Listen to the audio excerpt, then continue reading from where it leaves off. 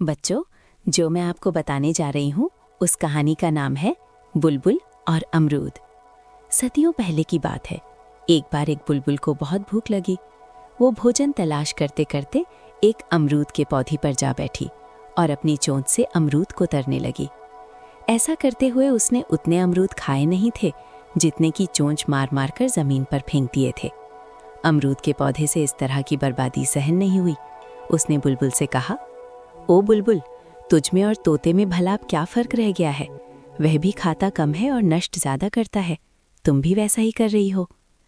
उसकी ये बात सुनकर बुलबुल चिढ़ गई और बोली, तुम कितने मूर्ख हो, मेरी तुलना तोते से कर रहे हो? कहाँ मैं, कहाँ वो? अमरूद के पौधे ने पूछा, वह कैसी?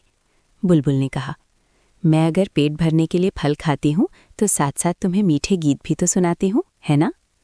अमरूद का पौधा कुछ देर सोचने के बाद बोला, बात तो तुम्हारी सही है, लेकिन यदि तुम केवल पके हुए फल ही खाओ तो तुम्हें भी खाने में आसानी रहेगी और मुझे भी पीड़ा कम होगी, क्योंकि पके हुए फलों को तो एक दिन झड़ना ही होता है।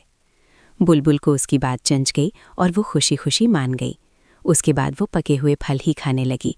जब उसका पेट भर जाता तो वो एक भी फल को व्यर्थ चोंच न मारती। एक दिन सुबह सुबह शीतल हवा में झूमते हुए अमरूद के पौधे ने पास खड़े अनार के पौधे को ये सारी बात बताई। अभी दोनों पौधे बातें कर ही रहे थे कि इतनी देर में एक लड़का वहां आया और छड़ी की सहायता से अमरूद के पौधे पर वार करके अमरूद झाड़ने लगा।